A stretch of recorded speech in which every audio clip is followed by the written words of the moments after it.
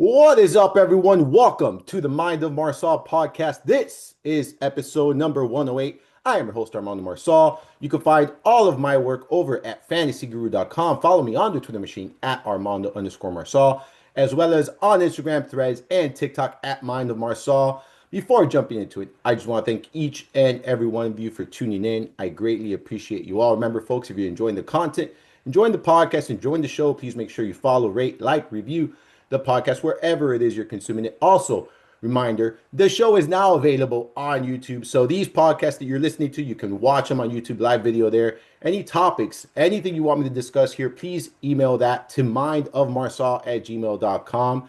Happy 4th of July, everyone. And being that this is a special day here, I brought in a special guest. This individual is one of the hardest workers I know. He knows the game of football really, really well. I actually love his approach, the way he approaches fantasy football. We talk about it all the time.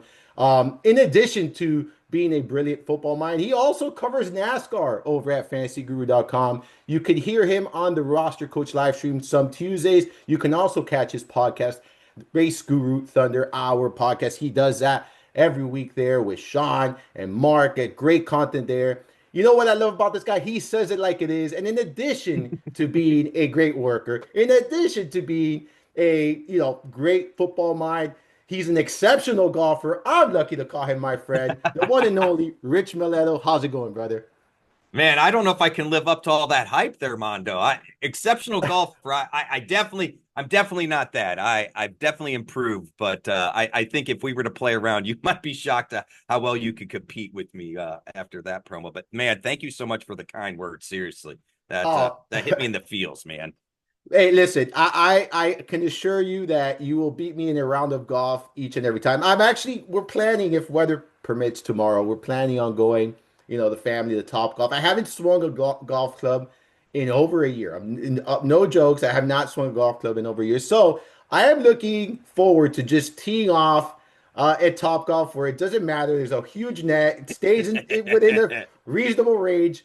And, it's just fun, man. How are things, Rich? By the way, happy 4th of July, man. Happy Thank you Fourth. so much for jumping on. I know today is a holiday. A lot of people are celebrating. Today, man. So I live by really close to an Air Force base, and I just had a surreal moment. Like I was driving back home from the gym. Some Leonard Skinner there on the background, Freebird, and Sweet. I see the jets flying over. Man, it was really cool. Just I do want to take a quick moment here before we talk football and stuff. Just anyone who's serving right now or anyone who has served our country, thank you so very much for your service. It's greatly appreciated. All the men and women out there really sacrificing a lot, right? For us to have our freedom, for us to be able to do what we're doing right now, talk football, enjoy life, and so just want to take a quick moment and thank each and every one of you who has served and or is currently serving. So we really, really appreciate it. Your job does not go, overlooked or anything like that. Rich, what's going on your end? I know it's raining. You were trying to cut the grass. How's the weather over there, buddy? It dried up a little bit this morning. We've got a window today. I can get the lawn done in. That's where I was getting crammed on the schedule. Is I was like, I'm gonna have about a 24-hour window that I got to get it figured out in. But it's not bad. It's hot for people up here, and I also like to get a hat tip and shout out to the those that serve. I think that was a great shout out there, Mondo. We just had the air show up here. And so I got an up close personal view of the F-16 and the Blue Angels as my place of day-to-day business is right next to the airport where the air show is. So I got a real welcoming loud boom the other day as I was sitting in my office and didn't expect them to be so close to the top of the office as doors rattled and everything else. And I'd be remiss if I didn't admit I thought and sat and said, you know what? If stuff ever gets real, these are the guys and girls that are gonna take care of it for us. So hat tip to all of them. Yeah, man, absolutely. Absolutely. I cannot agree more.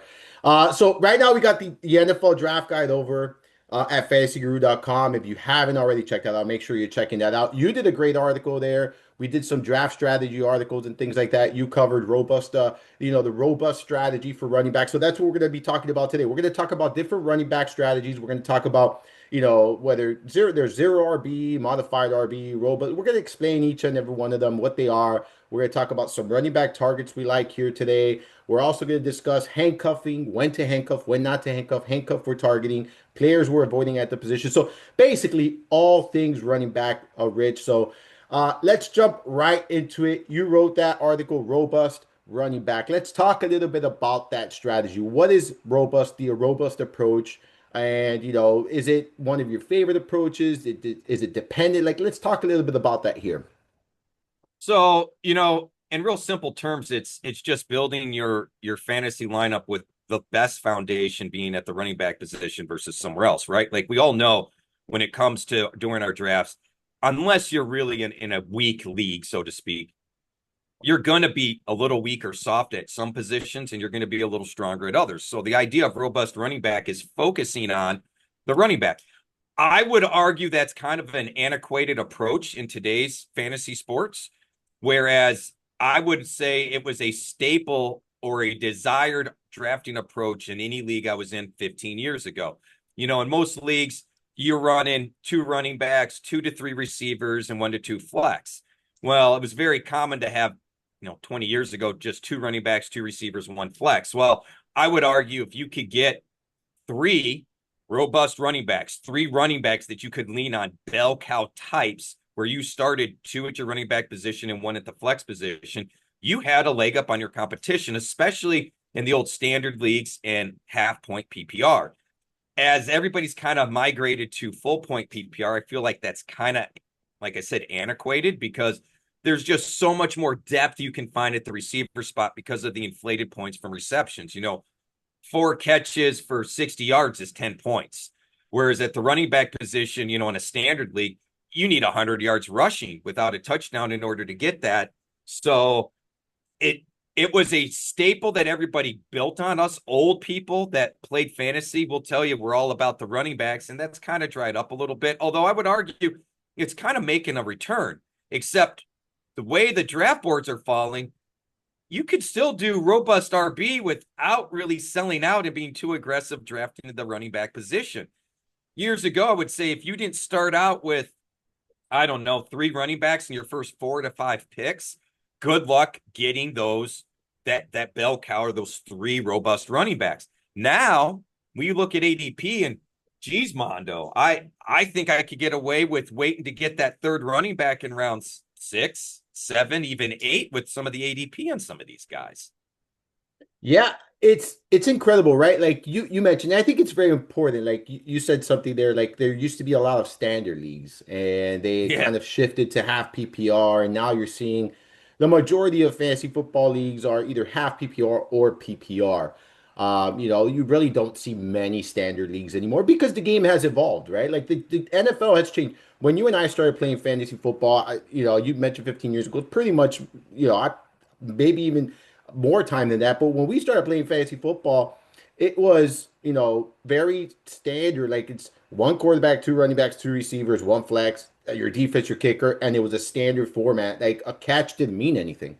Like a catch equated for 0 points from a receiver. So you would see, pretty much 6 to 8, 9 running backs come off the board in the first round, and 6 is probably the lowest you would have ever seen. And I don't think you saw that much, maybe in a 10-team league.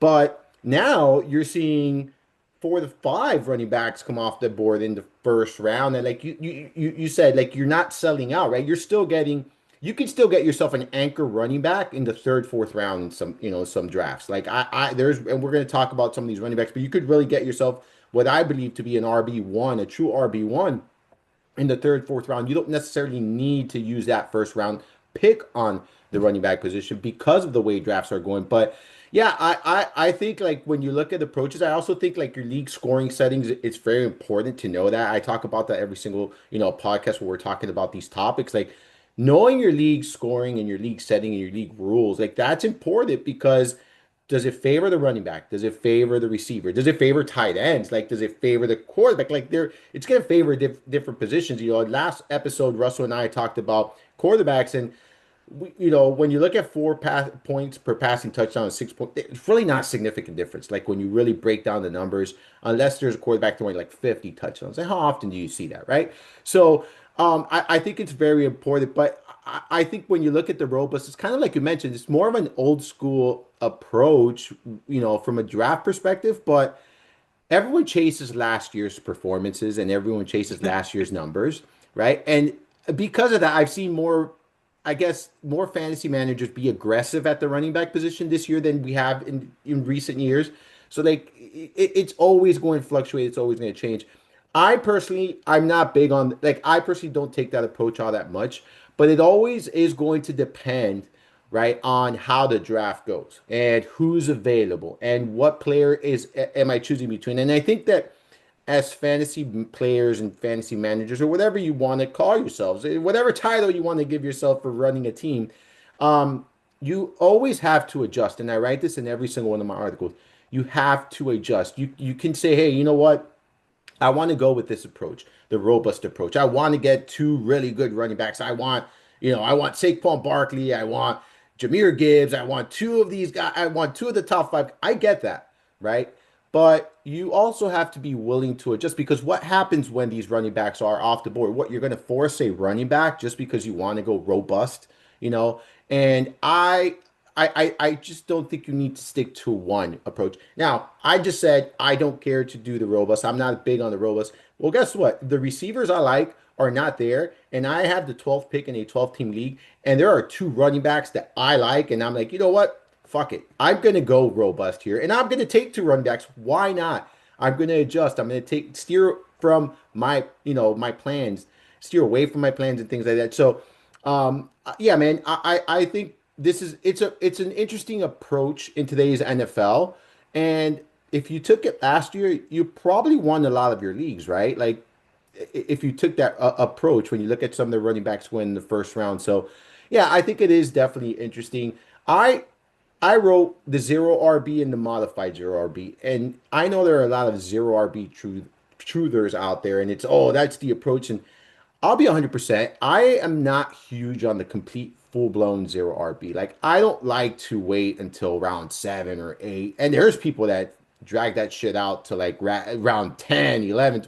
Like you're betting too much on everything to go right, in my opinion, with a zero RB approach. I, and what I mean by zero RB for those who don't understand, so zero RB is technically not taking a running back until what, round 7, 8? Like that's the true zero RB. And then modified zero RB is you're kind of cheating, right? You're quote, and I'm doing air quotes for those who are listening and not watching the show. You're not taking your running back. You're not taking the running back early, but you're only taking one. Like you're taking one, and within the first 6 rounds, I guess you could say. Um, that's my approach, dude. Like I'll be 100% like the modified, and I don't even call it modified. I just take the running back I like when I want to take them. Like really, I feel like these names are funny.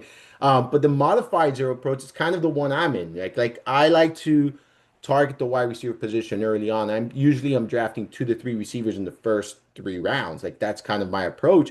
And then I don't mind taking a running back though in round 3 or 4 or 5 if the right one is there, right? And it also depends on how many are coming off the board, Rich. So zero RB is basically waiting a shitload of rounds before taking one, and then modified is taking one within the first 6, 7 rounds.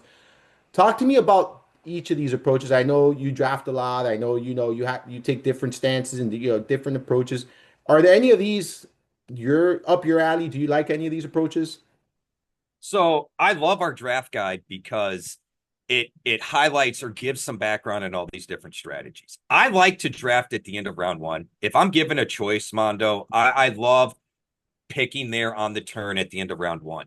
And the reason I like that is I feel like there's always in every draft I'm in, somebody slips and falls at the end of round one that probably shouldn't, or there's values there. Not to mention, I get to double tap and get two of the top 13 or 14 picks. And I think that's important to start. Yeah, that means your third and fourth pick are a little later, but here again, I can double tap and really I can let the draft dictate which strategy I want to use. I'm not complete zero RB. I'm with you, Mondo. I can't do it. I feel like that gives you too much of a hole, and you are way too dependent on expecting injuries on other teams and everywhere else in order for something to come to fruition for yourself. But I tell you what, I'll give you an example. And I asked you this question after the mock draft because you did go double running back in the mock draft. And I specifically asked about that because I know that's not really your preferred approach. And you said the same thing there that you've said here on the pod. I'm not going to pass on this top end talent just because I don't like that strategy. If the draft's going to dictate it that way, then I need to adapt. And I think that happens to a lot of us that are drafting at the end of round one because there is such a push or a high value of getting that receiver. But I've seen you talk about this in Discord as I have, as many as the staff has. Don't force, oh, I've got to have that receiver. Well, why are you going to pass up two perennial top 5 or top 10 running backs to get a receiver that you're like, it's top 15, top 20, maybe he does a little better? I would argue you're forcing yourself into a pick, and that's not a good way to build your rosters. I'd much rather have a foundation, even if it's at positions that I'm not necessarily targeting or I want to focus on, but I'd rather have one top end receiver and two stud running backs and then be forced into players that I'm just hoping and praying they do something. And you're right about the robust. Due to a lot of people doing the zero RB, I would argue the modified or the robust approach actually works because you can wait a little bit. I mean, I'm sitting here looking at just consensus ADP. Brees Hall, who I know you're a fan of this year, okay? He's overall running back 13. To your point about 10 running backs going in the first round or six, Brees isn't getting taken until the end, the last pick of the third round going into the fourth round. Well, you and I look at him as more like an RB1 level running back. As an RB 13 off the board, he's in that ballpark. Waiting to the fourth round? So that tells me that there's a whole pile of receivers getting taken first. And, like I told Justin on his show, someone like Kenneth Walker and drafts I'm in, you're not going to see him go past the third round for me. I understand the ADP is there, but I'm not going to play games and tempt fate for a guy that's the 15th running back off the board that I argue is probably going to be a top 7, top 10 running back on a per game basis. So I'm with you. I want to learn all of them. I am more in your ballpark where in a perfect world, I want a modified approach. And my modified approach is I want either that stud RB, that stud anchor receiver, if not two. I'd rather have two anchor receivers and that one anchor running back. And that's where I want my foundation to start. However, if the draft doesn't go that way and I have to go one anchor type receiver and two anchor type running backs, I'm completely fine doing that. And to your point, you can get away with waiting on that third or fourth running back. I'm with you. I want to take the best talent. That means I grab that elite quarterback in the 5th or 6th round or that elite tight end. I'm okay doing so as long as I know I've got basically an anchor at each one of those positions. And if the draft doesn't come that way, fine. Mondo, I've made a run with 3 stud running backs and having to really band-aid the receiver position. However, I argue it's way easier to band-aid running back with the way everybody drafts in today's fantasy world than it is receiver. But man, I think you have to. I'm not into forcing a square peg into a round hole. So if you're going to keep giving me round pegs, even though I don't want them, I'm going to take them. And so you mentioned something there, right, Rich? Like you're getting Brees Hall. He's going RB 13 on underdog as well. You mentioned in your ADP is going RB 13. I view him as a top 7, top 6 back. Like I think Yep. you can make a strong case for it being top 5, Yep. right? I know there's concerns about how the backfield is going to be, the distribution of the opportunities or whatnot. I'm not buying that myself. Like I'll believe it when I see it. But when you have a running back like Brees Hall, right? Are you really going to do force a committee? No, you're not. Like he is a special talent in my opinion. And this is the offensive line in New York is improving. We wrote I wrote the article not long ago with Ted Schuster. We broke that offensive line down. That the offensive line there is improving. You have Justin Fields, who I think is going to make a difference, is going to alleviate some of that pressure for the running game for New York. I'm all in on Brees Hall, and this is why I'm okay taking a modified approach because I'm all in on Brees Hall. I'm also all in on Ken Walker, like 100%. He's going RB 17, should be going top 10 in my opinion. So I could go and I mean it's perfect taking the back end of the draft, right? You go receiver, Brees Hall, receiver. Ken Walker's coming off the board. 50, what is it? 55.5 overall. You could reach for him or you could sit around and wait. I've seen him kind of falling and falling and falling a little bit more and more in each draft I've done. I started doing some drafters best ball. By the way, if you guys haven't done drafters best ball, go over there, check it out. We got a promotion there with Fantasy Guru. You could use Elite. You could use Mans as your promo code for your initial deposit. You could use Elite Reload for if you have already deposited and you're trying to reload. Go use that. Take advantage of that. We got drafts going on. I'm already. I'm only two in. I'm only two in. I'll be honest. I'm usually a little bit deeper in drafts, but I wanted to change it a little bit this season and have more information. I like the idea of having more information than drafting with little information. But I digress. So there are running backs that are going, and we're going to talk about these running backs. In those third to fifth round that I view as anchor running backs. I view as RB1s. And this is also a matter of your opinion. Are you comfortable with one of these running backs as your running back one? Do you think that this could be, a running back that's going to get 300 plus opportunities? I think Brees Hall is going to get 300 plus opportunities this season. I have him penciled in for such. Ken Walker, I think if he stays healthy, I think you could have a big season. And we're going to talk handcuffs here, right? Zach Charbonnet, it's not super expensive to handcuff here. And that is one handcuff you really want, right? So I think it's really easy to take that modified approach and still get quality running backs. Like you're getting, in my opinion, an elite running back in Brees Hall. What he didn't he finish like what top three a couple years ago? Like he was a top three running back in PPR scoring. Like that's the kind of potential you're getting in back end of round three, front end of round four, right? So I I don't think you have to wait until round seven, eight, nine to take your running back. I think you can get a really good player in round three. You're still getting two stud receivers. The receiver position is incredibly, incredibly deep, right? When you look at it. And I think you could get three quality receivers, a quality running back, and you could even make a case for taking an elite tight end or an elite quarterback within those first five rounds. And now you really have a strong foundation, right? And your RB2 doesn't have to be a stud, doesn't have to be an anchor.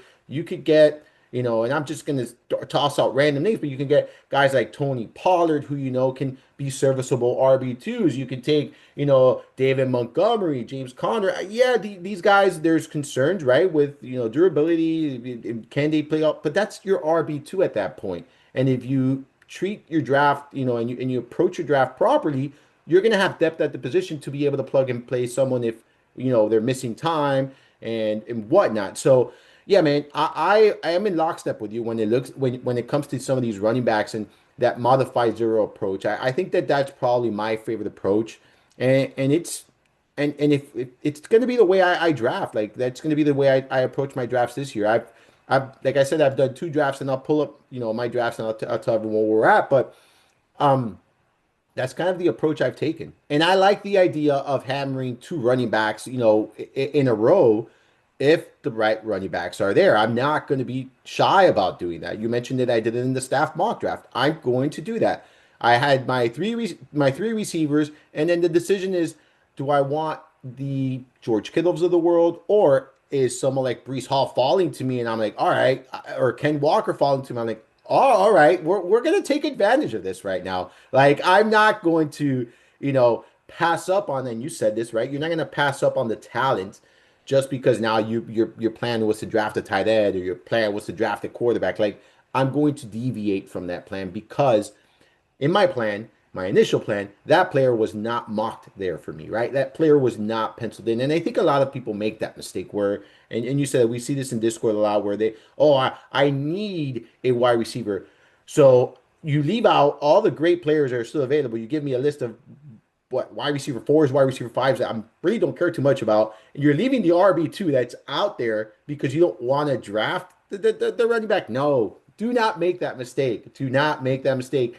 Be able to adjust and deviate from the plan. I think that's going to make you a stronger fantasy player when you do that, right? Because you're at that point, you're going away from the pack. You're going away from what everyone else is doing. Why are you going to settle for that fourth wide receiver, fifth wide receiver, and not take advantage of the value at other positions that are there, not necessarily running back, but other positions that are there. So I think you made a great point when it comes to that, Rich. And kind of talk to me about that, right? Like with that whole deviating and not standing still with that plan. So let's look at a real life example, right? So let me ask you something, Mondo. Would you, on a per game basis, would you not say all these running backs have a RB1 type of ceiling? Joe Mixon, Chuba Hubbard, James Conner, Caleb Johnson, Aaron Jones, Tony Pollard. We don't know much yet on RJ Harvey or Travion Henderson, but I think that's worth mentioning, right? Some people are higher on DeAndre Swift. Maybe we aren't. But my point being is all those guys are capable of RB1 performances. They can get the volume to get them there. And all of these running backs are being taken in the fifth round or later, seventh round, eighth round. And we're talking about an RB1 ceiling. And I understand that's not the floor, but I would argue, okay, RB3, RB2 is the floor. So why are we so focused? Like, I am shocked by this ADP because I'll be honest, Mondo, if I can get an RB2 with RB1 upside inside around round 5 and 6, I'm not passing that up, man, because I am having a hard time, even with the wide receiver depth, finding a wide receiver 2 in that I really can lean on in that range. So I'm really struggling with why we are really, other than, hey, the running back value has been there. And so people are passing on running back because they're willing to take any one of that whole list I just gave, for example, right? Meanwhile, my approach is I don't want to miss out on it. I don't want to get the leftovers. If there's a group of prime steaks on the shelf, I want to pick the best one of the prime steaks. Granted, I'm fine taking whichever prime steak is left, but I'm not going to go get hamburger just because I feel like I need more hamburger in the fridge. It doesn't make any sense to me. So I got to believe some of these ADPs are going to change. And Mondo, I think this speaks to why drafting off ADP can be dangerous, and that it's I don't want to be mean, but it's a lazy way to draft because you assume something's going to be there. And if it's not, that's when you panic and don't know what to do. Whereas I want to attack ADP. I know that someone's waiting on Joe Mixon, and I'm drafting at the end of the fourth round. Guess what, dude, that doesn't have a running back that thinks he's going to get Joe Mixon? No, I'm going to take him as my third or fourth running back. And I feel like I've got depth at a position that nobody else has now. Or I'm going to go ahead and draft Caleb Johnson, who I think is on because I think it's Caleb Johnson's season to the moon this year, to be honest with you. So for me to see his ADP at 77 overall, I think is outlandish. He needs to be up there in the 60s. So he's not going to get past me. We talked about Kenneth Walker. There is no way, if you're in a draft with me, especially if I start receiver, there is no way Kenneth Walker is going past me in the third round. The only way that happens is if a Kyron Williams is there or Breece Hall is there ahead of him. But if I'm drafting at the end of the third round, I'm double tapping running back then. And I don't know. I mean, to double tap Breece Hall and Kenneth Walker at 3-4, Mondo, my gosh, man. If you could start off with, even I'm not that huge, but I mean, with some of the receivers at the end of the first round, and Amon-Ra St. Brown or a Puka or a Nico Collins or something like that, and then you come back and can get a Walker and a Hall, I get, like you said, there's some risk there, but my gosh, man, I feel like that's a heck of a foundation to have. And honestly, the way the ADP is working out, that's possible. So I'm with you. I mean, you can wait and get some of these anchors. You can get away with, going to Chuba Hubbard, James Conner, in my opinion, later on in that, fifth round range. But if ADP continues to fall this way, Mondo, I don't see myself not having an RB2 type at my flex position, quite honestly. I mean, I guess I look at a lineup overall. If I've got an RB1, an RB1B, an RB2-ish at flex, I'm okay with my wide receiver 3 being more of a flex wide receiver. Does that make sense? Because I feel 100%. like I feel like I've made up that flex value with an RB2, right? Like we're looking at total points. So I no longer have a flex option. I have a fairly studly running back at that option. I'm going to have to band-aid somewhere else. I'm fine with it being wide receiver 3, Mondo. I feel like if we're going to find anything on the waiver wire on any regular basis, it's the receiver 3-4 type. Game script, passing volume. Those receivers are boomer bust on a week-to-week basis anyway. So if I've got to band-aid that position, I'm okay doing it at that third and fourth receiver spot. I mean, look, just for perspective, you mentioned it, right? You could start receiver. You could start two of these four receivers. I'll name you five. Okay, I'll name you five. You could go Amar St. Brown, Nico Collins, Brian Thomas Jr., Drake London, AJ Brown. I lied. I'm going to keep going. Lad McConkey, Rashee Rice, T. Higgins. All right, Jackson Smith to Jigba. You could go with two of any of those four, and you're going to be drafting some of those way ahead of ADP. All right, and I'm okay with that, by the way. Start with that, then go Kyron Williams. You mentioned him. He's kind of going in the back end of the third round as well, right? Yep. Brees Hall, who had 285 opportunities last year. I mentioned, I went back and I looked. So he finished RB2 the year before Yeah. last. Okay. Yep. And then Ken Walker. And I mean, think about that start. Like, it's mind-boggling. And then your wide receiver 3 can be a Jawan Jennings, a Yeah. Chris Godwin. Yeah, there's risk with some of these guys, right? There is risk, like you mentioned. But if you take the zero RB approach, you're taking risks too, right? If you go certain approaches, you're taking risks too. So no matter what approach you take, you're taking risks. Imagine taking a risk where Chris Godwin is your wide receiver 3. Yes, he's returning from an injury. Yes, the new offense coordinator. All of that stuff is important. I agree. However, the way he was performing last season, if he's even remotely close to that, you're going to be winning. Like you already won your draft basically if you start with that approach because him as a wide receiver 3 when he could technically be a wide receiver 1 at his best. I mean, how do you not like that start in a fantasy draft? Right. And there's just, it could be a matter of preference of players too, guys. There's Zay Flowers out there as a wide receiver 3. You got Jalen Waddle who could see a lot of volume this season. Like there are a lot of other options. I named the guys I like. Chris Godwin. I'm a Chris Godwin fan. I was big on him last year. I don't mind taking some shots at him this year. I understand the risk involved, but there are players out there that you can get as your wide receiver 3 and still have a strong stable of receivers, right? Like you can, and then you can take chances later down the road. Like there's floor plays like Khalil Shakir that we could, that are going to give you a safe floor, maybe not a high ceiling. If that's your wide receiver 3 and you're getting a weekly floor, shit, why not? Right. Right. So like, it's just a matter of your approach and how you go about it. So, yeah, man, I am in lockstep with you with these approach, like with this build and this foundation and kind of how this roster construction, right? I guess it's the right word to or the right Well, term to use. and I would caution folks, people look at Hall last year as having kind of a down year. When I did the scoring dependency article, I was kind of shocked at the balance of Brees Hall's game. He and Bijan were way more involved in the passing game than I think people realize. So in a PPR system, that's kind of big. Half point PPR, it's not as big. But Brees Hall was inside the top 10 for a down year where we were worried about the Braylon Allens and the injuries and all the other things. And he was still like 8, I want to say, overall. So be careful making these assumptions. I mean, I'm not going to try to break my arm, pat myself on the back on the scoring dependency stuff. The write-up was, I've had better write-ups. I was kind of struggling with that a little bit this year, but the content as far as the numbers, the math calculations, I actually dug a little deeper into that mentally.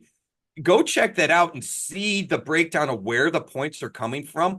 Because I tell you what, if you've got a guy that felt like a down year and is still top 10, top 12, and has a balance as far as passing volume, touchdowns, rushing yards, all of that, total volume touches like you talked about, Armando, man, that's big. We talk about it all the time. Volume is king in fantasy. So let's not lose sight of the fact that maybe someone's efficiency was a little lower last year.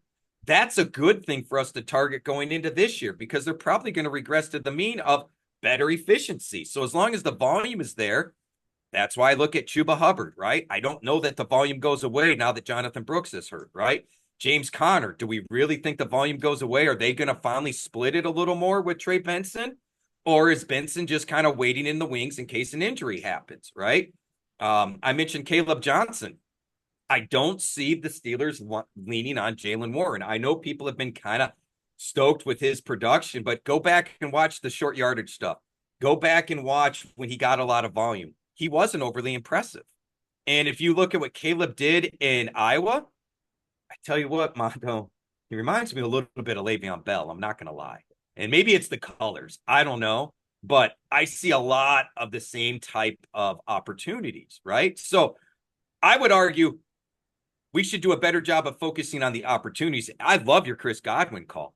I mean, Mondo, before he got hurt, he was like receiver 1, 2 every week. Like Yeah. he had this floor. His floor was high receiver 3. That was the floor. There were weeks where he was solidly receiver 1 with the volume. I would argue he sees more consistent volume than Mike Evans.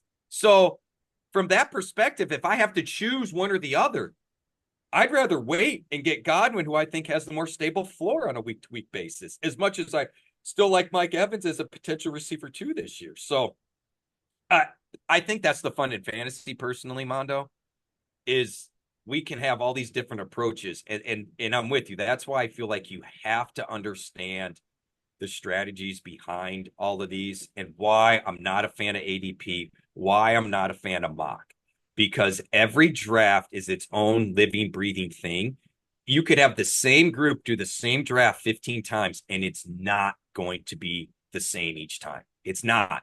So being flexible with your approach and understanding I need to get the best opportunity from a talent perspective and opportunity of touching the ball perspective and be damned what position they play, I think is the smarter approach. And if you're going to do that, you've got to understand all the different approaches, not just the running back ones, but if you're focusing, you want that elite tight end. This goes back to your point about scoring systems. Understand your scoring rules. We see this with Scott Fish. Scott Fish did an interview the other day, and he said the reason he keeps changing scoring is he doesn't want people going onto autopilot. I never thought about it that way. That was brilliant, right? Yeah. It keeps the drafting fresh because 2 years ago, people weren't paying attention that running backs were getting a quarter point per touch. Guess what happened, Mondo? I was in a league and my roster was loaded with volume running backs. I made a run in the playoffs because, yeah, my receivers were meh, but we run so many flex positions. I had a floor with all my flex positions of like 12 points because I was drafting running backs that were getting 10 to 12 carries a week. Nobody wanted them. Well, the 10 to 12 carries a week was a floor of 5 to 6 points without doing anything, just touching the ball. And apparently the people in my league didn't realize that, and they were drafting all these tight ends. Well, that's fine that you had 4 startable tight ends, but guess what?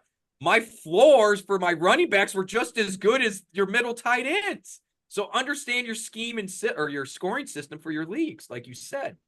Well, I mean, that's a free touchdown a week, right? Like that's literally a Yeah. free touchdown a week. Like touchdowns are the most unpredictable things in football, and you're literally getting a free one every week because of the point system in that league, right? Like, and people forget that. We had a question yesterday. I don't know if you saw it on Discord. Now that we're talking, scoring and league setting stuff, bonus points for 100 yards, dude. Listen carefully. To me, that's the and this is not to be an asshole to anyone that does this, okay? And I try to be as kind as possible. That might be the dumbest like scoring thing that there is in fantasy leagues, like because at that point, this is already a game of variance, right? This is already a game of you're projecting and you're projecting based on opportunities. Touchdowns are difficult to project, right? And I say this when I write my red zone article every year. It's the toughest thing, but it's important to know who's getting the ball in that part of the field because that gives you more touchdown upside. That's all it is. It's not guaranteeing you more touchdowns, it's giving you more touchdown upside. But these 100-yard gains and these 100-yard bonuses, well, when it's 5, 10 points for those, I don't make any adjustments in my rankings, I'll be honest with you, because it's so unpredictable. That is the most unpredictable. There are players that give you last season maybe 5 100-yard games. This year they might give you one. Like that's the way the cookie crumbles Like it just, was it a broken play? That is that the reason why that player got it? There's so many factors that play into this. Is it volume based? So, quick thoughts on that, before we move on and talk about some of the running backs we're targeting at each, with each approach here. But what are your thoughts on these things? And I'm sorry if you're listening and you're the commissioner and you have this, this setting in your rule. I'm not trying to be an asshole. I just think you're taking away from the skill of the game. So I have a couple of thoughts on that. One, I'm still in multiple leagues that do that. And I'm not a huge fan. And honestly, a lot of that goes back to how we used to play. We talked about playing 20, 30 years ago. Everything was basically a touchdown league, or you had yard tiers, right? Because we were going to the newspaper box score. And so, 1 point for 50 yards, 3 points for 100 yards. This was common. Of course, this was also when 100 yards a game was kind of the standard or the goal almost weekly for every team in their running back, right? That's kind of antiquated now. But I think people held on to it. And I think the reason they hold on to it is they like the game of chance with it. It's just like the leagues with the kickers and the defense, team defense. You say you want it to be fair, but then you all love this wild card option of it, of like, playing poker with Joker's wild, right? It's the same kind of concept. And I think what it is, I think people enjoy that sweat or that, yes, I got the extra bonus points type of thing. So I don't think they want to go away from it. That being said, there's no point in changing any rankings. If you're trying to draft and set up a league because you want to chase those bonus points, it's an exercise in futility. There's no point to it. It is absolutely a wild card situation. It is absolutely nothing that is predictable. We won't know. We might be able to predict and chase props that way on a week to week basis because of defensive injuries, because of offensive injuries, whatever the case may be. Those things will come up. But if you want to try to have a season long outlook on who's going to have the most 100-yard games, I want to collect that bonus. Or the ones that really get me is we get a bonus for a 70-yard reception or 50-yard reception. Dude, there is no way you're going to predict those things. If you want to play with that, that's cool. Teach their own. Just understand it's like playing poker with Joker's Wild. I'm not saying you should do it. I'm not saying, they don't even offer it at some casinos, but there's a reason high-end poker tables aren't going to allow that, right? They don't want to take the randomness or the luck out of it. And I think people the casual fan enjoys some of that, gives them an opportunity that maybe they don't normally have, right? To win that week or make a run for the season-long league. But no, I wouldn't change any rankings on that. This is the way I look at it, is just like you. I want to know potential touches, overall touches. I want to know likelihood of yards per touch, that sort of thing, which we have. You go back and look at Breece Hall, yards per carry, yards per reception, how many receptions. We have a rough idea based off of historical data on that. James Cook, I would never have thought, without doing the scoring dependency, how much they used him at the goal line. Was absolutely shocking to me, Mondo. But to your point, we shouldn't chase the touchdowns. But if someone's being used heavily in that area of the field, why would they not get a bump from us from a desirable standpoint? Just like I chase big receivers. Why? Big receivers tend to be end zone and red zone targets. It's just the nature of the beast. Why would you not throw to a 6'4", 6'3" Mike Evans that's playing against a 5'10" defensive back? It only makes sense. So yeah, I expect the guy to get more touchdown opportunities. Does it turn into touchdowns? Maybe not. But I tell you what, I'll take the odds of a 15% chance of getting a touchdown for somebody that gets 30 opportunities versus that 15% chance at someone that gets 10 opportunities. It just makes sense, right? So I'm right there with you, man. And Yeah, I man. play the bonuses, whatever you want. Doesn't bother me. Just understand, don't come at us with questions, because there is no secret sauce regarding how to approach something like that. It's luck. Yeah, I don't change my rankings whatsoever based on those kind of bonuses, long TD bonuses, 100-yard bonuses, 100, none of that for me, 300-yard passing bonus. I don't change my rankings whatsoever. Now, yes, carries, sure, very different. That's a different animal because you can project for that. Like you can actually project for that. Like we can do that. We cannot project for a random, event like that a 70-yard touchdown. You cannot project for that. That's usually a broken play or some something that unforeseen, right? Like you cannot project for it. You know that Brees Hall is going to get upwards of 250 opportunities this year. You're close to 300. I think he could get upwards of 300 personally. But the point is that, Chuba Hubbard, upwards of 300 opportunities. Does that mean that he's going to produce at the same level, the same efficiency that he did last year? Maybe not. Maybe not. But we know that the opportunities are going to be there, which is why for me, the red zone is important because I'm chasing those red zone opportunities. I'm not chasing the red zone production. I'm not chasing the red zone Right. efficiency. I am chasing the red zone opportunities. Whether that converts to fantasy points or not, I cannot promise you that. But I am showing you with that illustration. It's basically you're seeing who's being used and how they're being used. And in that spreadsheet, it has not only the team's percentages, but it has the red zone efficiency, how often they're scoring, what part of the field I think is very important. Is it inside the 5, inside the 10, inside the 20? Very different touches, very different opportunities. Um, so yeah, I just wanted to touch base on that, Rich, because I saw that question, I saw Ray's answer, and I 100% agree with Ray's answer of, Same. you know, so, and I said that there, and then I know there was some dispute or whatnot, but to me, it's just too much variance really to make any changes in the rankings for something like that. All right, now that we've talked about robust, zero RB modified, let's talk about a couple of players we're targeting in each of these strategies. So with the robust, is you explained it's targeting the running back position heavily. So I guess what we can do here is maybe go to the first 3 rounds, first 2 rounds if you want, and some guys that we really want in those 2 rounds. And then if there's anyone in those 2 rounds that you're avoiding, because there are a few players that I'm avoiding in those two Same. rounds. So go ahead, give me your list of you're taking the robust approach. What are a couple of running backs in those first 2 rounds that you look at and you're like, I feel very confident with this running back, or these running backs if I take this approach. Obviously, Bijan Robinson, Yeah. Barkley. I have a little more apprehension with Gibbs. I think it'll be fine. It's like Tyler said, we may have a different chef, but all the ingredients are there. So there's reason to like it. But I think the chef matters. So I have a little apprehension there. Big on Genti. He's got to be a volume guy. The only concern I have with Genti is Pete Carroll drives us nuts sometimes with splitting the workload. But at the same time, he was also the Sean Alexander coach, right? And we could lean on Sean. I mean, for a couple of years, Sean Alexander was such a machine. I like Achan. I think the points you brought up on Achan in the past, Tyler talked about a few. I think is important there. I have a little more optimism for Jonathan Taylor. A little less optimism for Bucky Irving, but I'm also kind of a Sean Tucker guy. He looks so good in such, when he had the volume, those 2 games, like, why are they not using him? But those are some of the guys, and I'm with you. I do have some guys I'm looking to avoid. I really don't want Christian McCaffrey, Mondo. I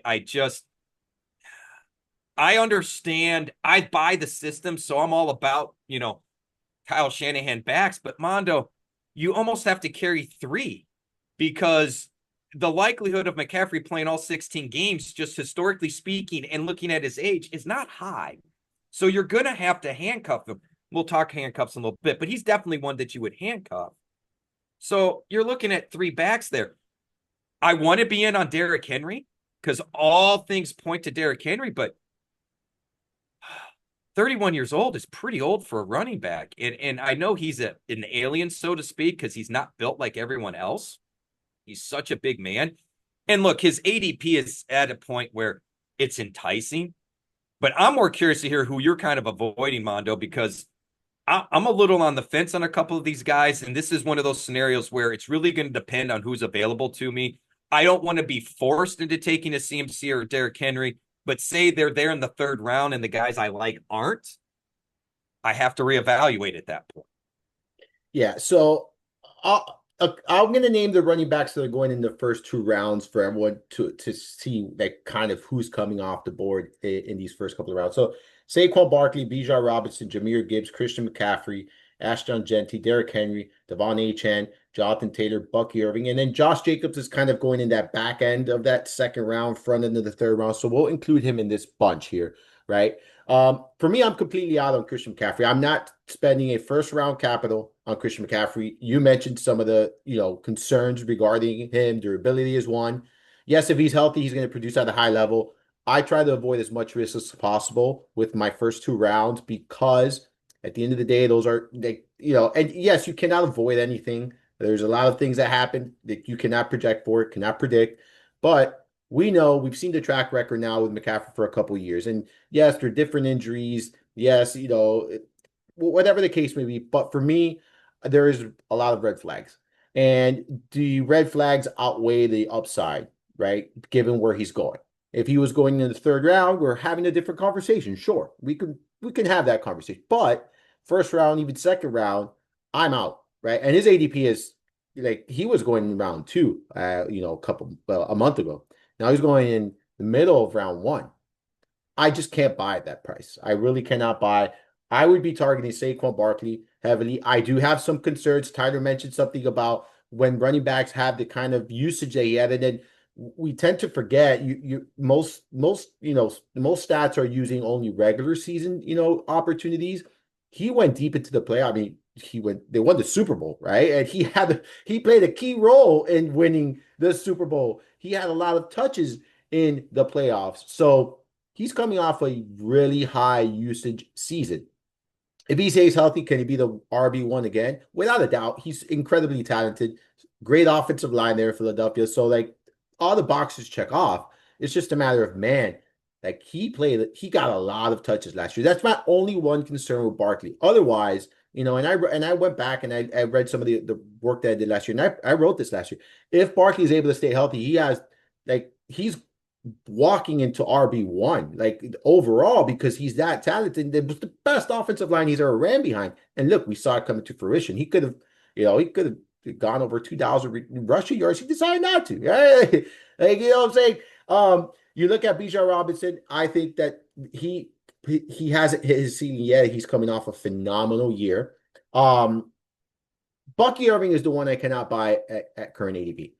I think we're buying at ceiling. And I had this conversation with Ray not long ago, and I truly feel we're buying Bucky Irving at ceiling. People are saying, well, we haven't seen his best yet. I disagree. I think that at best, you're probably going to get a similar season to what you got last year, at best, and that's at best. But I think you're drafting him as such. And I don't like drafting players at their ceilings. I rather be wrong, right, than draft a player at their ceiling. Because if you're drafting, it's like going and buying a slice of pizza at the premium price when you could just get it right next door for half off, right? Like, kind of like, why are you doing that? Right next door, I have Jonathan Taylor, who can easily be a top 5 running back. He could be a first round running back, right? Like, we've seen it before. We've seen what he's capable of doing, and you're getting him in the second round. It's not a discount, a huge discount. It's not 50% off, but you're getting him at a slight discount, in my opinion. And you know that the volume is going to be there for Jonathan Taylor. You know what to expect from Jonathan Taylor, right? And it's, I think it's a good unit there, like offensive line. Everything is lining up for a good year for Jonathan Taylor. So I'm buying Jonathan Taylor. Derrick Henry's the one I'm completely on board with you. I don't know what to do with Derrick Henry if we're being 100% honest. Like, I want to draft him, but I'm also a little bit hesitant to do so. Mm-hmm. He's someone that I will have exposure to in best ball because I'm a volume based player. So I will have exposure, but he's not a running back that I'm planting a flag on and saying I'm all in or I'm all out. Like, he's just one of those where I will draft him. I still think he has plenty of gas left in the tank. He showed that last year running behind a really good offensive line. Having a mobile quarterback like Lamar Jackson helps. They've added some weapons here, on this offense that I don't think are going to be impactful from a fantasy standpoint, but I think from a football standpoint, they are going to be impactful, which is going to create more opportunities and maybe easier opportunities for Derrick Henry, who already had, a great year there in Baltimore last year. So I'm that's the only one. So for me, it's Bucky Irving, I'm out. Christian McCaffrey, I'm out. Devon Achane, I'm I like it, right? But I still share the same concern that I had last year, right? It's, can he handle the workload? I was wrong about it last year. I'm okay with it to admit that he was healthy for most of the year, was able to play the majority of the season. Can he do it again this year? And I think where his value comes from, and I think it's going to be in the passing game. I really do think it's going to Agreed. be in the passing game. when you look at, the loss of John Smith there is going to be huge for Devon Achane. I actually like Jalen Wright a lot, as a late That's fair. round flyer. I do think he's going to get some more opportunities, but am I going to avoid HN? No. I just do have that concern. It's always going to be in the back of my mind. He's a smaller frame running back. Like, can you really handle those crazy workloads? And he did it last year. So can you do it again? Sure. Sure. Am I a little bit concerned? I am. I am. So that's where I'm at with those first two rounds, though, Rich. So I feel like we're in lockstep. Josh Jacobs, we really didn't talk too much about him. I'm fine. Like, is he someone that I'm going out of my way to get? No, I was aggressively targeting him last year. Um, I'm not as aggressive with him this year, because I feel like at that point, I don't mind waiting until later in that third round to take Brees Hall, right? And that's kind of where I'm at with it. And even a round later and take Ken Walker. Like that's, kind of where I'm at. Even Kyron Williams is going a little bit behind. So like, we're going to talk about these running backs now, but yeah, that's where I'm at with the first two rounds, man, if we're being honest. Let's take a look at rounds, what, three? So where would you say that when you go the complete zero RB, what would you think is a safe round? So that way we can target the rounds in between. Would you say round 8 or 7? If we're going to be honest, I'm with you. A true zero RB approach is that round 7, 8. If you're drafting before then, that is not a true zero RB approach, in my opinion. Let me ask you something real quick. I think it's plausible because I'm with you on the same. You and I had the same concerns on HN last year. We were telling people to sell, right? Going into the season Yeah. because we just really struggled with him holding up. What do you think about them running a lot more two running back formations? Do you think that's plausible or something we might see? Because I'm with you on Wright for what it's worth. I think they're going to have to, right? When you look at the Right. personnel, I think they're going to have to do a lot of that, you know? Um, I think they're going to use Jalen Redd a lot in between the tackles. I'm not saying HN's not, but if you look at HN, in my honest opinion, and I'm pulling up the numbers here, but I don't think he can sustain 16 to 18 rush attempts. I'm not saying opportunities. I'm Agreed. saying rush attempts, right? Like Agreed. he had 203 rush attempts across 17 games. I would have to do math on that, but I'll do it real quick. but What was it? 203? 203. Yeah. Now he had, So go ahead. that's 12. That's 12. 12, 12 and that is where you and I both agree that that's kind of the ceiling for him on a Correct. rushing standpoint. But we also know that system likes to rush a lot more than that. They would prefer to have 30 team rushing totals or above that, right? So where are we getting the other 18 from? And that's where, because I'm with you. I feel like they were okay moving on from Janu because I think they want to use Achan in that void on the passing game that you talked about. But that means they've got to have another running back out there. And I would argue that if you really want to play the game coaches play with personnel, having both running backs out there makes it a lot more difficult to match up on defense because you can get away with putting Achan in the slot. You can get in using him in motion and moving and forcing the defense to man up on him, right? So Yeah. I'm with you. I think we're in lockstep on the Dolphins, which makes me feel good because I know I trust your takes on the Dolphins. So sign me up, bro. Yeah, man. I mean, and you could get Jalen Wright cheap. Like he's going around 14, Right. 15. Like, you don't have to invest any draft capital. And just to echo one thing about Barkley, he went over the 2,000 yards. Like he could have broken the record, is what I'm trying to say. Like he went over the 2,000 rushing yards. He could have broken the record. He decided not to, but he would have. He would have broken the record. We all know that. All He right, said he's like, nah, I'm good. I mean, that's partly why I love Barkley coming out of Penn State. I loved him at Penn State. Like, I think he's just a good human. yeah, You know what I yeah, mean? And yeah, he made the move to Philly to win, and I can appreciate that. yeah. I made the comment when he got drafted, running backs go to New York to die. And I was excited after his first year, but then it all started to come apart. And I'm so happy that towards the end of his career here, he's getting exactly what he should have been able to do for most of his career. So I'm with you, Mondo. It's hard to not cheer for Barkley, man. It really is. It is. It is. I mean, and then you watch him. He's like, let the young guys eat. Like he Right. genuinely he didn't care about his record. He cared Nah, about his teammates getting some nah. opportunities. It's like, I'll rest. We gotta run. We're gonna make a run. Let me rest. Let the young guys eat. Like I love that. Like I truly love that mentality. Those are the things, right? And I talk about this a lot. Those are the intangibles that are not found in the stat sheets that I am enamored with, like 100%. Like I look at those things. CJ Stroud, I talk about this all the time. I watched that young man in an interview and I go, this guy is going to be special in the NFL. Like, I do think he's going to be a special quarterback. The mindset, that in addition to the talent, because we've seen the talent, everyone's seen the talent. You watch him play, you see the talent. But the mindset, the way he approaches the game, the way he thinks, so humble. Like, for me, that takes you, that can take you so far, right? And like, you look Agreed. at Barkley and look what it took, look where it took him. Super Bowl, like, he went from playing for the Giants, disaster to winning a Super Bowl, and I'm so happy for him for that. Like I really am. Rich, let's talk about some modified. So we'll go rounds 3 through round 7. We'll look at running backs going in rounds 3 through 7, and then we'll do the zero RB round 8 and later. Um, I think everyone knows by now. You and I love Brees Hall, Kenneth Walker. We don't have to get too much in depth about them. We've already discussed them at length here throughout the podcast. So those are two guys you and I are definitely in on going in rounds 3 through 7. Talk to me about some other guys that if you're taking that modified zero RB approach that you're kind of targeting in this range. To be fair, even on robust, I'm targeting this range. I feel like Yes. this is the sweet spot for running backs. I mean, Kyron Williams, we briefly talked about. James Cook in the fourth is not a terrible option, right? I'm probably out on Alvin Kamara just because of age and the overall team outlook. But you took him in around 6 or 7, I think would be a value. I think Omari and Hampton's going to be awesome by the end of the year. It might take a little while to get going, but man, I think you're going to be able to lean on him. Joe Mixon, I'm a little apprehensive there because of the age, but look, he was one of the highest volume running backs last year.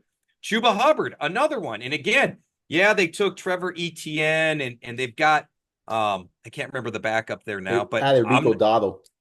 right, Rico Dotto. I'm not really. Chuba gives them the between the tackle production that they need that Rico doesn't give, that Trevor didn't give in college.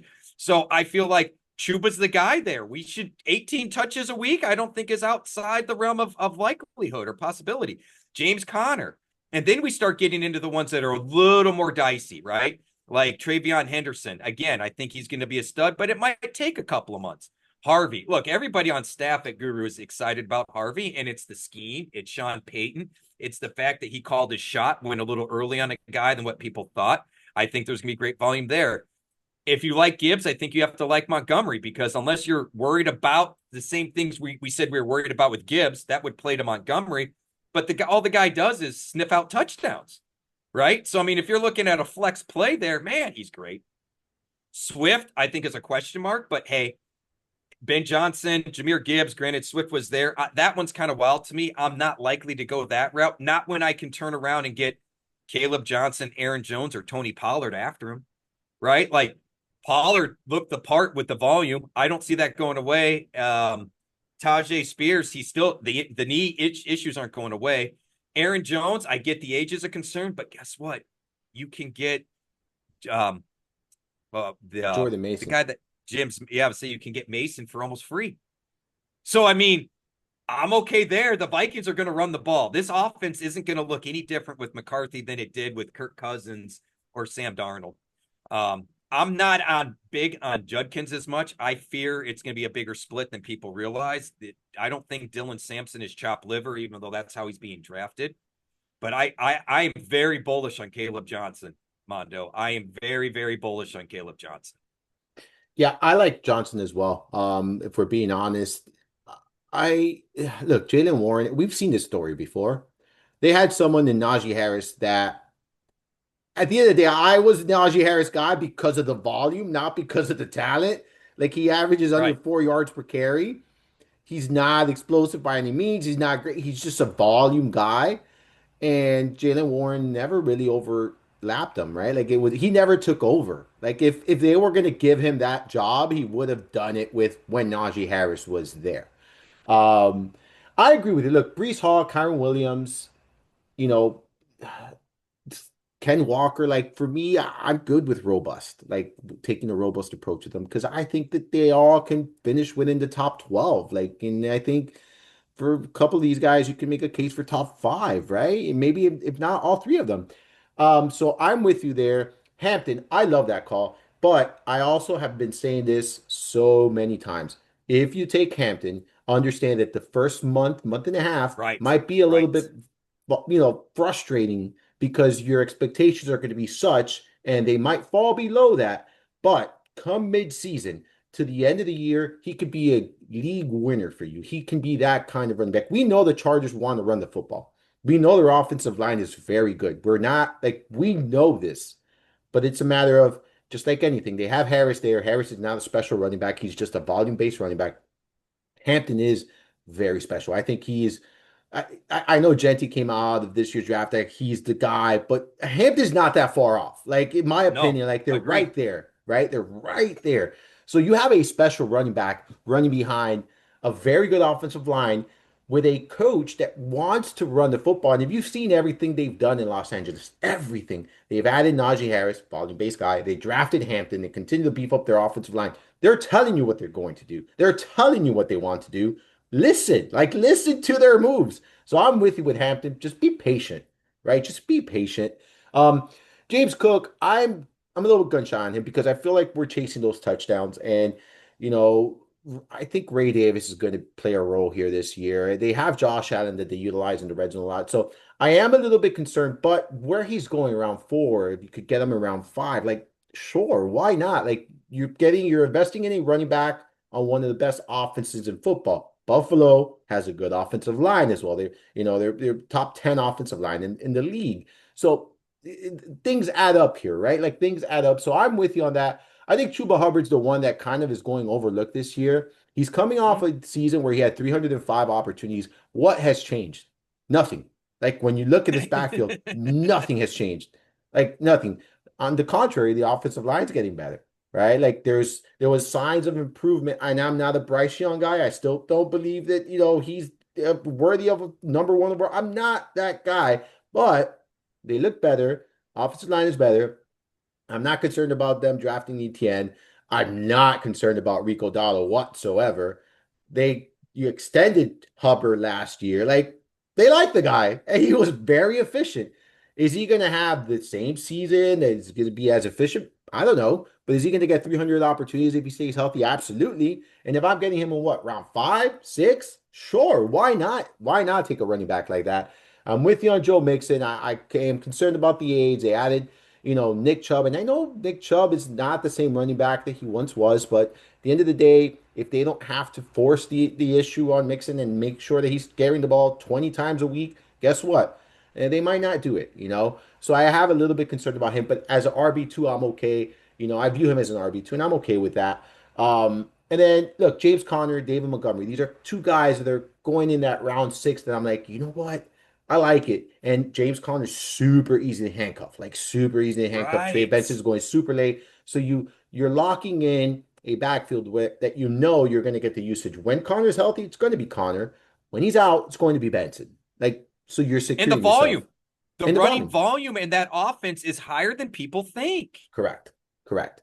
Tony Pollard, another one that I was aggressively targeting last year, gonna do so again this year. Like you're gonna get what 16 to 18 opportunities when healthy there pretty consistently at in round seven. Yeah, give me that. End of round seven. Yeah, in the end of round seven, like you said. So yeah, I'm in. RJ Harvey, you mentioned it. What and I put Denver best offensive line in football too. Like the coaching staff is on this guy. We wanted to see it with Javonte Williams. That wasn't their guy. They got their guy. Like you mentioned, they got their guy. I think Harvey's going to be their every down back. I'm not concerned. There's been reports of maybe not Harvey. No, it's going to be Harvey, guys. It's in my opinion, it's going to be Harvey. He's going to be their lead back. He's going to be their feature back. He's running behind a great offensive line. Good team here. I like the Denver Broncos. Bo Nix showed me a lot last year. I think he's for real. I don't think that was a 1 year thing. You have Courtland Sutton. They added Evan Ingram. Really good offense here. I think when you look at some of the pieces they have in Denver. And they also have a good defense. So like they're going to be able to run the football here, and they're going to have good game scripts for the running game. So I'm in. I'm in on him as well. I agree with you. I'm out in the Cleveland backfield in general. Like I'm just not investing in Cleveland if we're being honest. Like there are not many pieces here. I like David Njoku, fine. Outside of that, there's not a lot that I love. Here. Travion Henderson, he's dicey for me. I do think that there's going to be some, peak weeks, but I also think that when you look at Ramondre Stevenson, he's still going to be very much involved. So I think Henderson in PPR settings is interesting. I think in best ball is maybe where I feel more comfortable with him because that way you could get those, peak weeks that he will have there. But Alvin Kamara, I'm out. And that's pretty much all the running backs in this range, right? Like, Yeah. Caleb Johnson, I'm with you. Who else here? Isaiah Pacheco, I'm out. I'm out on Pacheco. I don't know where you stand on him. We didn't talk about him, but he's kind of going that seventh round. I'm out. And I'm okay with Aaron Jones. I'm more bullish on Jordan Mason, though. I am more bullish because you're getting him at a cheap price. And I do think that there is going to be some form of committee there. And durability for Jones is an issue for me. I don't mind taking shots on Jones where he's going. I think you're getting him at a good discount. But Jordan Mason's that running back that I really want from Minnesota this season. Yeah, I 100% agree with you. Age plays into that, his injury history. I think Minnesota did well getting Mason. I thought Mason really showed us something. It's not the same system, but it'll be curious. And I'm not big on Pacheco. I'm not as low as some people are. I think Mitchell's probably going to be a Jerick McKinnon Thorn, if you will, Elijah Mitchell, which maybe he stays healthier that way. But when I look at that area, you got Pacheco, Robinson, Jalen Warren, Tyrone Tracy, Najee Harris, right? Kind of in that group. Brian Robinson's kind of disrespected in that group. I mean, it's not like the Commanders added a bunch of running back talent. It's not like Austin Eckler's getting younger. It's not like Robinson and Eckler play similar roles, if we're being completely frank. So I took Robinson in the staff mock because I thought he was a steal for an RB4. I mean, this is a guy that's really probably going to score for you as an RB2, RB3 every week. And the ceiling's not going to be massive, but his floor's not going to be terrible. So I'm kind of with you. And what's interesting, this is where we get to the zero RB range, right? And here's what's interesting and why I'm not a fan of zero RB. You're taking backups, hoping someone gets hurt in almost every one of these scenarios. Say you go after Jalen Warren, you're hoping he has enough volume over Caleb. Say you go Tyrone Tracy or Scattaboo. They're right next to each other. You're hoping one of them ends up being a volume guy. Jordan Mason's in the mix there. We just talked about him. We like Mason, but he's the handcuff to Aaron Jones. So you're hoping or expecting that Jones injury. Travis Etienne, he might be the wild card in the mix, but we have no idea what the Jags are going to do with Bigsby, Tootin, and Etienne, right? Like, sure, one of them's going to probably hit in some regard as a flex play, right? I mean, do you expect any of those three to be a high volume guy? No, no, I don't either. I'm with so you, man. what you're basically saying, and I agree with you, is if you take the zero RB, there's two things you're doing. You're investing in some form of committee, right? Like Yep. if you look at some of the running backs you just mentioned, there's some form of committee, whether it's Stevenson, ETN, you know, for the exception of Robinson, but even him, like Yeah. there's Right. still some form of committee, right, of the backfield. You're not locking in the guy, or you're taking a very good and the Giants, Tracy, Scattaboo, like committee, right? Or you're taking a very good handcuff who might have some standalone value and is one injury away from being that guy, but you're still basically drafting someone and hoping someone else gets hurt or hoping someone else misses time. That's how it's going to pay off. That's how it's going to pay dividends, right? So I don't like that. Like I don't either. I like these. I like some of these running backs. So we're gonna talk about some of these running backs now. I like some of these running backs, but I'm not liking them as my RB1 or RB2. Like I'm liking them as depth pieces because if that happens, now I have them on my bench and I have the option of starting this player. Right now I have the option and the luxury of starting one of these players. I think we don't talk about it enough. I think you and I operate this way, but I don't know if the industry talks about it enough. It's not enough to like a player. You have to like the situation. Yes. Or at the very least, if you like a player, understand the situation so you don't overdraft them. Right. So, Jordan Mason, we like the player and we kind of like the situation. But to your point, that situation is still a hope and a prayer. Right. Like it needs to work out just right. Whereas maybe I don't love Mixon, but the current situation is much more desirable than Travis Etienne's. I like Travis Etienne more as a player than I do Joe Mix at this point in their careers. I would much rather invest in the Joe Mixon, even though I have questions, situation than I would the Travis Etienne situation. So it pays to like both, and the zero RB basically forces you to chase players you like in not ideal situations, but situations that could change if things fall right.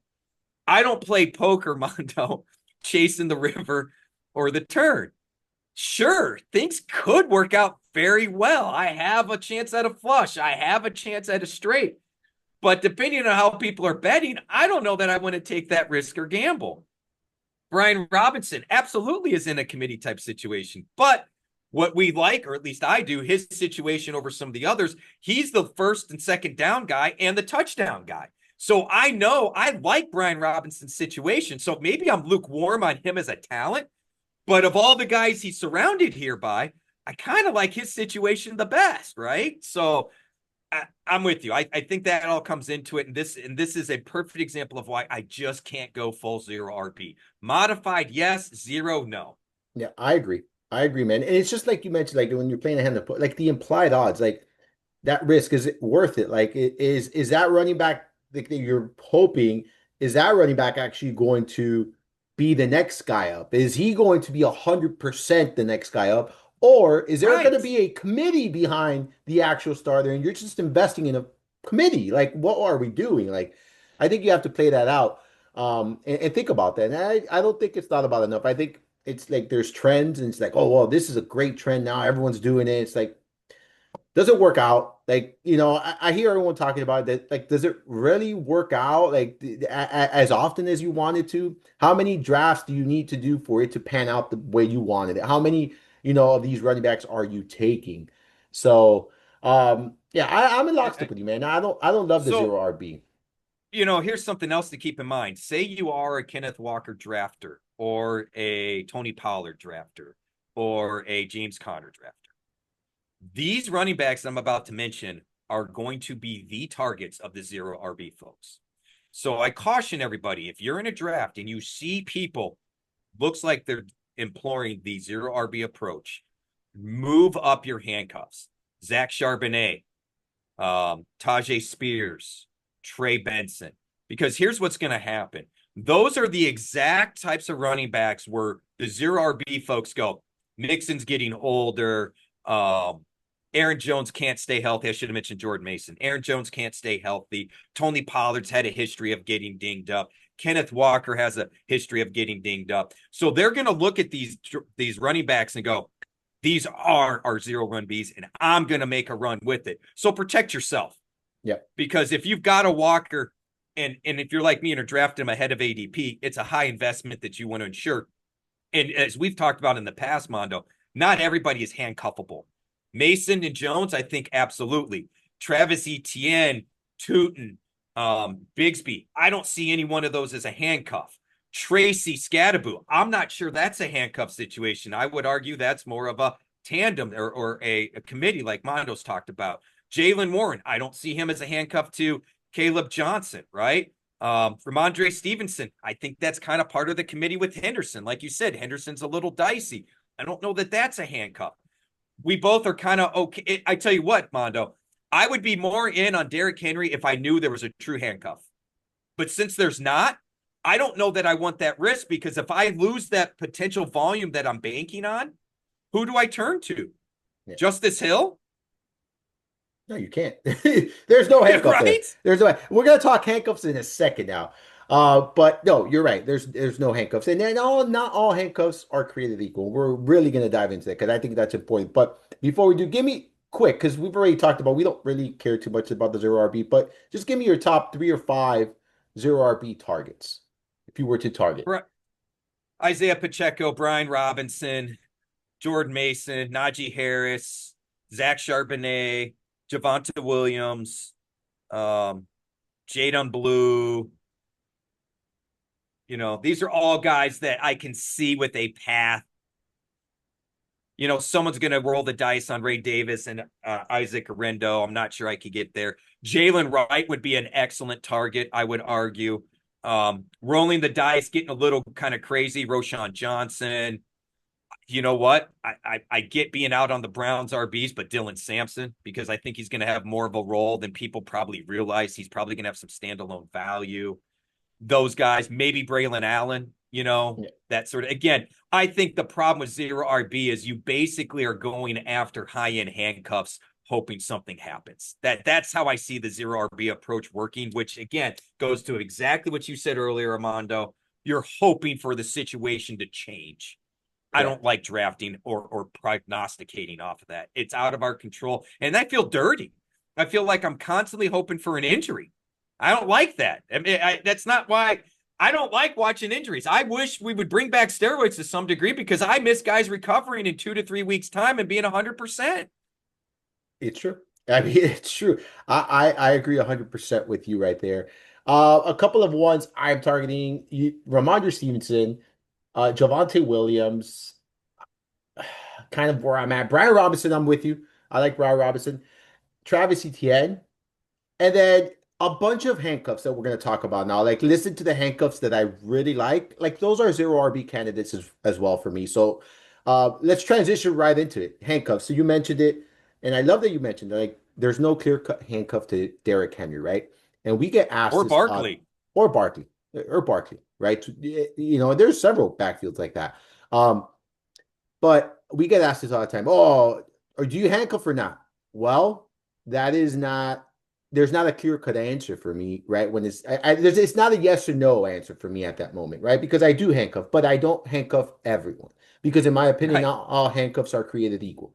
Right. And the only players I'm handcuffing are the players that whoever is behind them, number one, sometimes have standalone value. Number one. Number two, I know that that player is going to step into, if not the same role, at least 80% of the role of the starting running back, right?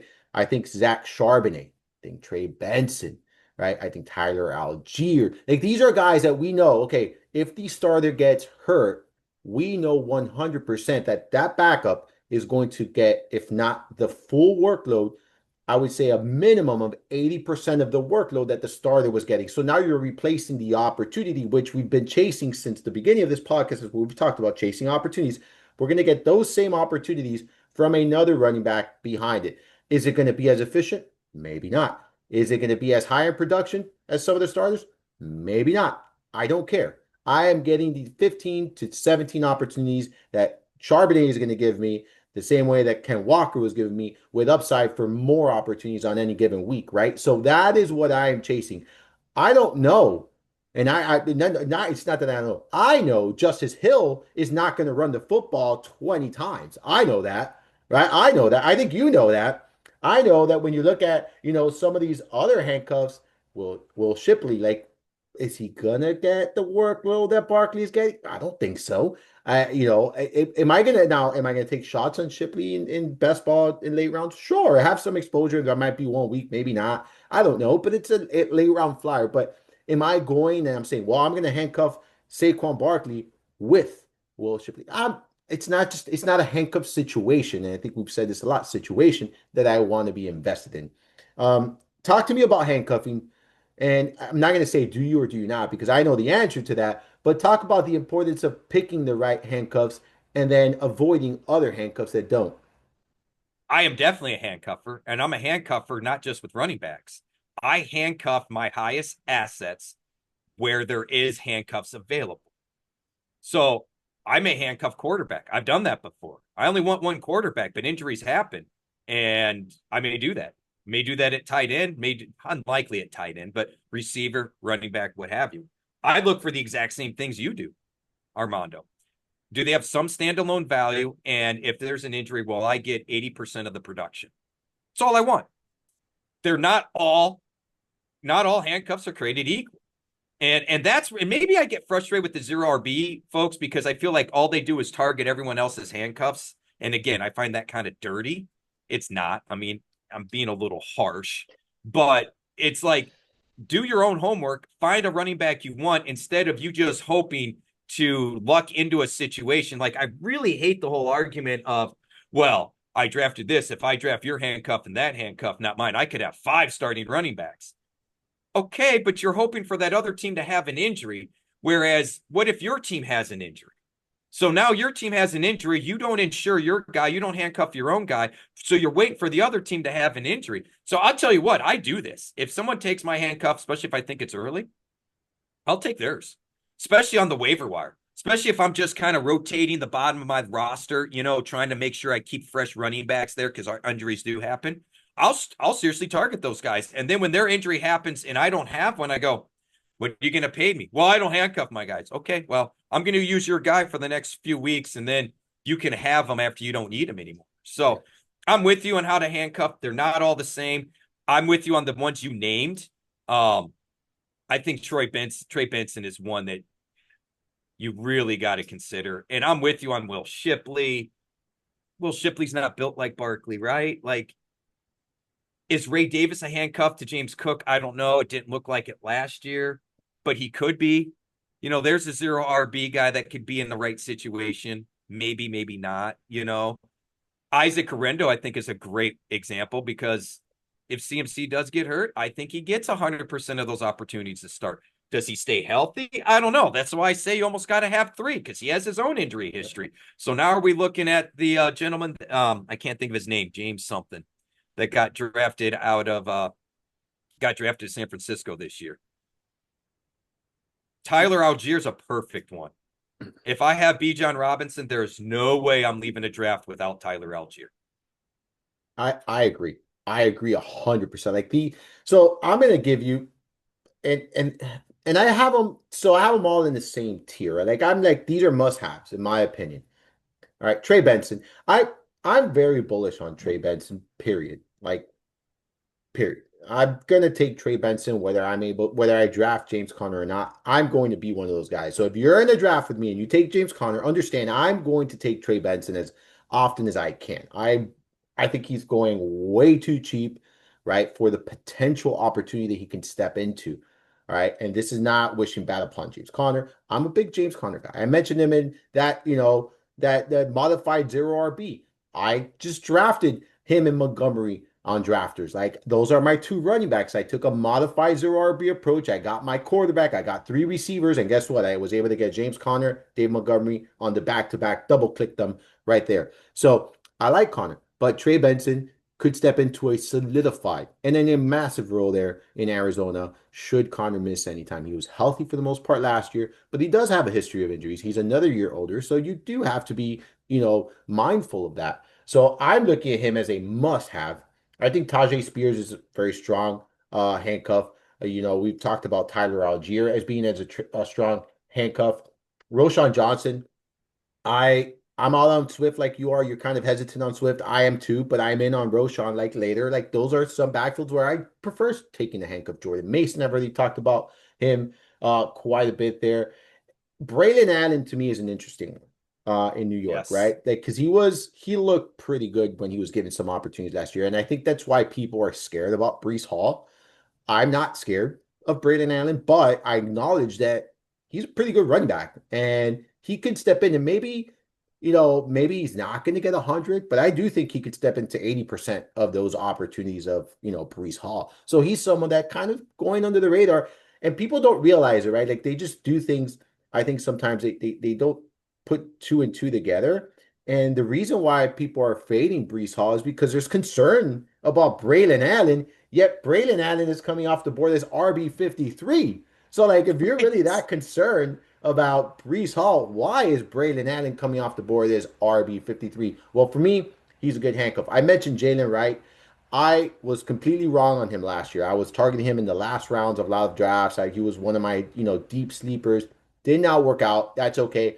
I'm not afraid to go right back to the well here. I do think that there's going to be more opportunities for Jalen Wright. I believe in the talent. I believe that this organization and the coaching staff likes the young man. So I'm going to be buying on him as well. But Here's outside two of for that, you. oh, Zach, Here's Zach two for you. Charbonnet, Zach Charbonnet, I forgot to Oh, mention him. yeah, he's a big one. So I forgot to mention Zach Charbonnet, and then So who else am I've I got two. missing? I got two names for you: Okay, Marshawn Lloyd and Jarquez Hunter. okay, okay. They're going I like basically Lloyd. free. I like Lloyd a 191 lot. for Lloyd, 205 for Hunter. Now, I know people like Corum, but I think Hunter's the handcuff to Williams. and you're getting him free. Lloyd is a wild card because he could not stay healthy last year. And it was soft tissue stuff and everything else. But in the very, very limited work he got, he looked the role. And unlike the other two backup running backs there in Green Bay, he's the only one with the size and thumping ability that we see from Josh Jacobs. So those are two names that I kind of forgot to mention that if I drafted Jacobs, I'm not leaving without Lloyd, and you're getting him free. And if I drafted Williams, I'm getting Hunter. Those are two guys that I really think could be solid handcuffs. And I think they're flying under the radar, Armando. They are. I mean, look at where they're being drafted. You mentioned that, like, they're going what RB. I'm looking at it here. Dude, 60 and 62. 60 and yeah, 60 and 62, 61. Like, it's insane. Like, yeah, you're getting them at pennies on the dollar. I'll say this. DJ, what about DJ Giddens? What's your thoughts on DJ Giddens? That's a tough one, right? It is. It is. But again, does it cost anything? Right? Like No. I feel like at this like I feel like when you're in this range, you can take that shot. And then these are the running backs, the kind of handcuffs that you look at and you kind of can see during game flow. Are they active? Are they playing snaps? Is there another running back playing more snaps? And if it's not really coming into fruition, that's the kind of player that you can cut and say, you know what? It's not what I thought it was going to be. They're not using this backfield like I thought they were going to use it. Maybe they're using someone else, right? I think that's when you could do it. But these other guys that we mentioned, like I like Ray Davis too, by the way. I know that last year they really didn't utilize him as the handcuff. They kind of mixed and matched there in what they did in Buffalo. But I still think, I think you're getting him at a discount. I think his price was inflated last season. Now you're getting him at a discount. So I like buying those kind of players, right? Where there was inflation and now there's discounts and now we're in. Um, but to go back on DJ Giddens, man, is he going to step Tough. into that Jonathan Taylor role? Well, Like, and it's not like Khalil Herbert's chopped liver, in my opinion. We've seen Khalil correct. Herbert be decent. He doesn't have a lot of wear and tear. He came in the league a little older, but are we sure that he's not going to be the handcuff there, at least in the short term? Like, that's where I said that one's difficult because Yeah, they do have running backs on the roster there in Indy that can be handcuffs to Taylor, right? If we're talking correct. about the opportunities, it's which one? Or do they take Herbert and Giddens and say, you know what, both of you are going to carry this? It very well could. We've seen that before. And those are the situations we kind of talked about before where you try to somewhat avoid. But if you have a strong stance of one of those guys, I would take that running back. But Right. understand that if it becomes a committee, it's easy to abort, right? It's easy to abort at that point. So I that's where I'm at with handcuffs, man. I think you and I are pretty much on the same page. I think we have a very similar, perspective to handcuffing and whatnot. So Rich, anything else about running backs that we have not discussed? I think we've covered the position pretty well. I think we've covered, the different strategies, the players we're targeting, handcuffs, and anything else we haven't discussed that you want to talk about really quick? The only thing I would say is I think it's easier to band-aid receiver off the waiver wire than it is running back. So if you've got roster spots due to injuries or anything like that, I don't mind being a little heavier on running back depth than I am receiver depth because I feel like on a week-to-week basis, it takes a little bit of luck, but I can get lucky finding something on the waiver wire to get me an opportunity to score 8 to 10 points at the wide receiver position. Those opportunities are far and few between at running back. You almost always need a touchdown for that to happen. So I firmly believe in handcuffing and grinding the waiver wire ahead of time. Yes. It's impossible to say or do it. How do I say this? I try to grind the waiver wire 2 to 3 weeks ahead of time, which seems kind of counterintuitive. But what I'm saying is, for example, I got a free roster spot. I'll grab a guy just for the weekend on the chance something happens. I'm not hoping for an injury, so I'm not putting the guy in the starting lineup or anything like that. But say Jordan James is available and Christian McCaffrey's already dinged up. Entering the weekend is questionable. I'm going to grab James. Got a free roster spot. Something happens, McCaffrey doesn't go, then Isaac plays, and Isaac looks great or Isaac gets hurt. You just picked up a free running back that could potentially be a solid play for 1 to 2 weeks, even if you don't need them. So I chase that running back depth over basically any other position. Last year, the injuries hurt the receivers more, but I think that's just kind of an oddity more than a normal thing. So give me RB depth overall. Yeah, I think that was an outlier as well, dude. I agree. I think you see the running back position deal with the most injuries. Like when you look at it on a wider lens than just last season, I think that you see it happen, and understandably so. They're running in between the tackles and between massive men, like they're getting hit by linebackers, by defensive linemen. Like it's not an easy job. And I think you bring up a great point, right? Like a lot of people flock to the primary handcuff, but you might want to get that other guy that's right behind it because it might be some form of committee. Something might come out of it. And if it doesn't, what happens? Nothing happens. It's It's free, easy. You drop free that drop. player. Yeah, you Yep, drop the free player. drop. So, yeah, man, I agree. I think that's a good point that you brought up right there, Rich. As usual, buddy, thank you so much for hopping on. But before we get off, let everyone know what you got cooking, what your plans are for today, July 4th, and then where they can find you on social media and where they can find work and all that stuff, bro. So the wife's doing a little bit of a seafood boil for us. It's gonna be Nice. crawfish and shrimp, so we're looking forward to that. I got to do some yard work before the rain comes in, so gonna hustle get that done so I can enjoy the rest of the weekend. Check out, you can get the Race Guru Thunder Hour drops every week. Myself, Sean, Mark Hogan, we're usually all three of us, sometimes just two of us, but we've got that going on. We cover a lot of stuff as far as NASCAR betting and DFS. Please give that a watch. You can find that on YouTube or the Elite Plus network that's available. I'd recommend everybody check out. I'm old. I like the magazine we did, Mondo. So I recommend people check out the stuff in the magazine. That was a lot of fun. I believe I'll be doing some of the same content for football. So I'm actually just kind of treading water right now, heads above water, trying to get things taken care of and in line, getting ready for the grind that'll hit come August. I will be at the Expo, the Fantasy Football Expo down in Canton. So if anyone's around there, please feel free to stop by. I'll be there. But that's what I got shaking and baking, man. That's right. If you haven't already, check out his work. Rich Maletto always posting that good stuff. The score dependency, you said, it wasn't, no, it's a great article. Don't undersell it. It's great information. It really is. It's so informative because it really gives you a perspective of where the fantasy points are coming from and if that's sustainable from one year to another. To me, it's very important. It's part of my process, as far as my research on all that stuff. So strongly recommend reading it. I'll read all of Rich's work. It's great. You can find all of my work over at fantasyguru.com as well. I just posted this week the offensive line breakdown. Ted Schuster and we split that article up. He takes care of the NFC. I take care of the AFC. Big article there. If you haven't already done so, go check that out as well. You can obviously catch all of my work there at fantasyguru.com. Follow me on the Twitter machine at Armando_Marsal, as well as on Instagram, Threads, and TikTok at Mind of Marsal. Remember, we got the drafters promotion going on right now. We got our NFL draft guide live with content going up pretty much every day.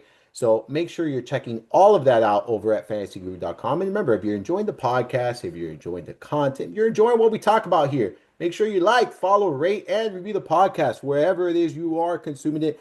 Thank you guys all for tuning in. Rich, thank you so much for hopping on, man. I My say pleasure, this man. all the time, dude. Like I could talk hours and hours and hours of football with you. Like if it wasn't because people would stop listening after a while, we could have gone another hour here talking shit, talking football. So really appreciate your time. I know you got a lot of things going on over there at 4th of July.